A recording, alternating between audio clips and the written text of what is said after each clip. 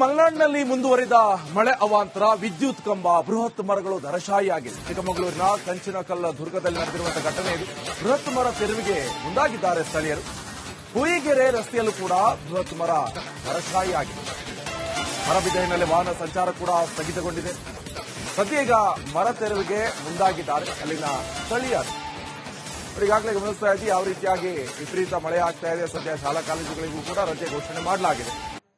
So ಇನ್ನೊಂದು ಕಡೆಯಲ್ಲಿ ಮಳೆ ಆರ್ಭಟ ಮಾತ್ರ ನಿಲ್ಲುವಂತ ಲಕ್ಷಣ ಕಾಣಿಸ್ತಾ ಇಲ್ಲ. ಕಂಪ್ಲೀಟ್ ಆಗಿ ಯಾವ ರೀತಿಯಾಗಿ ಅವಾಂತರ ಸೃಷ್ಟಿಯಾಗಿದೆ ಅಂತ ನೋಡ್ತಾರೆ.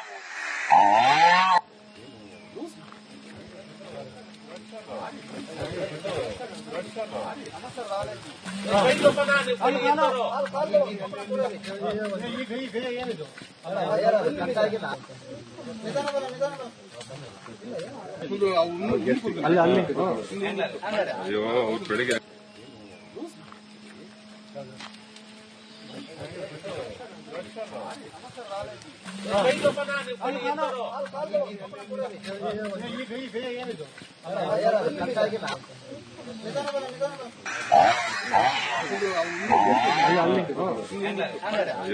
ಬೆಳಿಗ್ಗೆ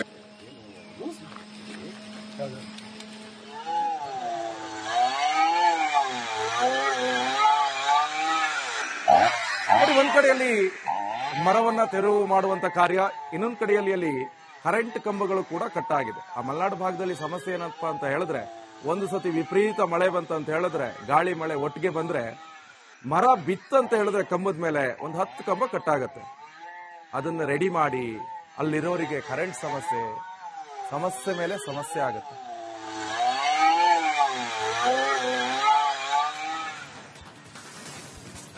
ಮಂಗಳೂರಿನಲ್ಲಿ ಧಾರಾಕಾರ ಮಳೆಯಾಗಿದೆ. ಈ ಮಳೆ ಹಾನಿ ಪ್ರದೇಶಗಳಿಗೆ ಜಿಲ್ಲಾಧಿಕಾರಿಯವರು ಭೇಟಿಯನ್ನು ಕೊಟ್ಟಿದ್ದಾರೆ. ದಕ್ಷಿಣ ಕನ್ನಡ ಜಿಲ್ಲಾಧಿಕಾರಿ ಮುಲ್ಲೈ ಮುಗಿಲನ್ ಭೇಟಿ ಕೊಟ್ಟಿದ್ದಾರೆ. ಪಂಪ್ವೆಲ್ ಸರ್ಕಲ್, ಕೆತ್ತಿಕಲ್ ಗುಡ್ಡ ಕುಸಿತಗೊಂಡಿದೆ. ಹಲವು ಮಳೆ ಹಾನಿ ಪ್ರದೇಶಗಳಿಗೆ ಭೇಟಿ ಕೊಟ್ಟಿದ್ದಾರೆ ಜಿಲ್ಲಾಧಿಕಾರಿಯವರು. ಸಮಸ್ಯೆಯನ್ನ ಬಗೆಹರಿಸಲು ಅಧಿಕಾರಿಗಳಿಗೆ ಸೂಚನೆಯನ್ನ ಕೊಡಲಾಗಿದೆ. ಈಗಾಗಲೇ ನೋಡ್ತಾ ಇದ್ವಿ ಯಾವ ರೀತಿಯಾಗಿ ಸಮಸ್ಯೆ ಆಗ್ತಾ ಇದೆ ಮಂಗಳೂರಿನಲ್ಲಿ ಕೂಡ. ಅದು ಕೂಡ ಪಂಪ್ವೆಲ್ ಸರ್ಕಲ್ ಇರಬಹುದು, ಅಲ್ಲೆಲ್ಲವೂ ಕೂಡ ವಿಪರೀತ ಮಳೆ ಆದಂತಹ ಸಂದರ್ಭದಲ್ಲಿ ಕಂಪ್ಲೀಟ್ ಆಗಿ ನೀರಿನಿಂದ ಆವೃತಗೊಂಡಿದೆ. ಸದ್ಯ ಅಲ್ಲೆಲ್ಲವೂ ಕೂಡ ಗುಡ್ಡ ಕುಸಿತ, ಇನ್ನೊಂದು ಕಡೆಯಲ್ಲಿ ಸಂಚಾರ ಅಸ್ತವ್ಯಸ್ತ, ಟ್ರಾಫಿಕ್ ಜಾಮ್, ರೋಡಲ್ಲಿ ಹೋಗೋಕೆ ಭಯ ಆಗತ್ತೆ. ಸೈಡ್ ಅಲ್ಲಿ ಗುಡ್ಡ ಪ್ರದೇಶ ಕುಸಿದಿ ಯಾವಾಗ ರೋಡ್ ಮೇಲೆ ಬೀಳುತ್ತಂತ ಗೊತ್ತಾಗಲ್ಲ. ಜನರು ಕೂಡ ಪ್ರಾಣಾಪಾಯದಿಂದ ಓಡಾಡುವಂತಹ ಪರಿಸ್ಥಿತಿ ನಿರ್ಮಾಣ ಆಗಿದೆ. ಇನ್ನೊಂದು ಕಡೆಯಲ್ಲಿ ಅಕ್ಕಪಕ್ಕದ ಮನೆ ಹತ್ರನೇ ದೊಡ್ಡ ದೊಡ್ಡ ಗುಡ್ಡಗಳಿರ್ತವೆ, ಅವು ಕೂಡ ಕುಸಿದು ಬೀಳ್ತವೆ. ಆ ಮನೆಯಲ್ಲಿ ಇರೋರಿಗೂ ಕೂಡ ಆತಂಕ. ಈಗಾಗಲೇ 4-5 ಗೋಡೆ ಕೂಡ ಕುಸಿತವಾಗಿದೆ ಮನೆಗಳಿಗೆ. ಇನ್ನೊಂದು ಕಡೆಯಲ್ಲಿ ಜಿಲ್ಲಾಧಿಕಾರಿ ಅವರು ಭೇಟಿ ಕೊಟ್ಟಿರುವಂತಹ ದೃಶ್ಯ. ಅಲ್ಲೇ ನಿಂತು ಇದು ರಿಟೈನಿಂಗ್ ವಾಲ್ ಎಲ್ಲ ಕಡೆ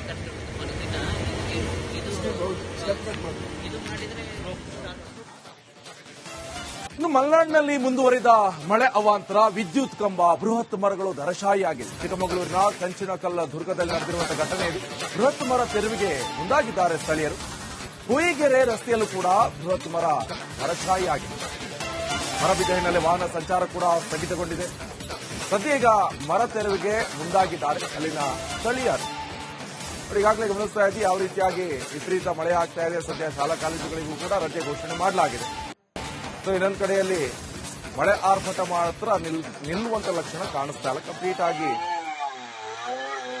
ಯಾವ ರೀತಿಯಾಗಿ ಅವಾಂತರ ಸೃಷ್ಟಿಯಾಗಿದೆ ಅಂತ ನೋಡ್ತಾರೆ.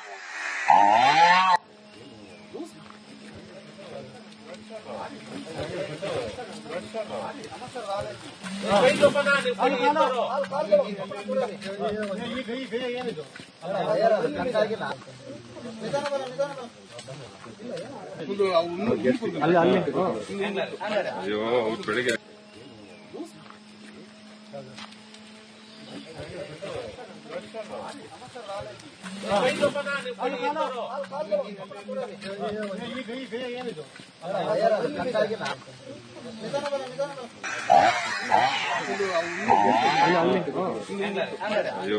ಬೆಳಿಗ್ಗೆ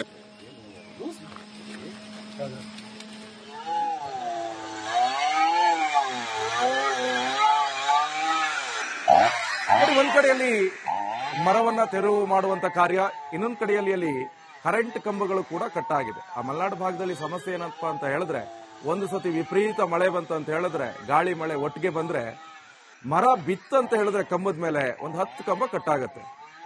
ಅದನ್ನ ರೆಡಿ ಮಾಡಿ ಅಲ್ಲಿರೋರಿಗೆ ಕರೆಂಟ್ ಸಮಸ್ಯೆ ಮೇಲೆ ಸಮಸ್ಯೆ ಆಗುತ್ತೆ.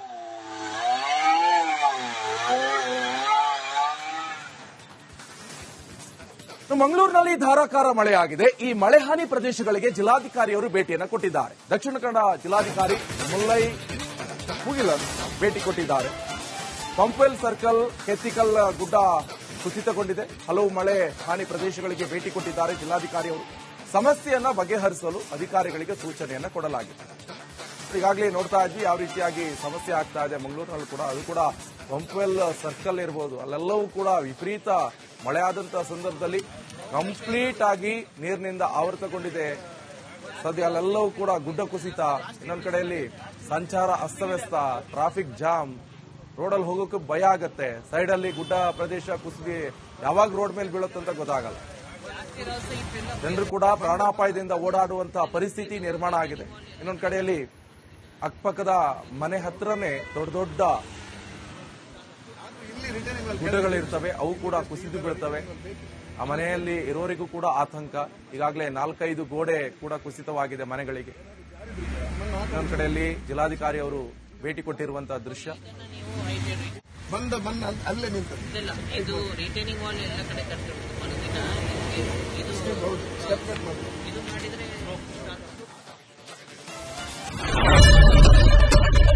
ಏನ್ ಪ್ರಾಬ್ಲಮ್ ಇಲ್ಲ ಏರಿಯಾದಲ್ಲಿ? ಏನ್ ಪ್ರಾಬ್ಲಮ್? ಏನ್ ನಿಮ್ ಪ್ರಾಬ್ಲಮ್? ಇದೆಲ್ಲ ಪ್ರಾಬ್ಲಮ್ ಆಯ್ತಿಲ್ಲ ಹೇಳಿ.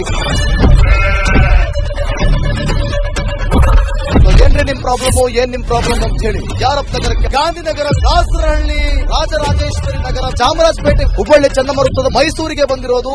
ಬ್ಯಾಡಗಿ ತಾಲೂಕಿಗೆ ನಾವು ಬಂದಿವ್ರಿ. ಸರ್ ಹೇಳಿ ಸರ್, ಏನ್ ಪ್ರಾಬ್ಲಮ್? ನಿಮ್ ಎಮ್ಎಲ್ಎ ಹೆಂಗೆ? ಏನೆಲ್ಲ ಸಮಸ್ಯೆಗಳು? ಏನ್ ಕಥೆಯಲ್ಲಿ ಬಂತ?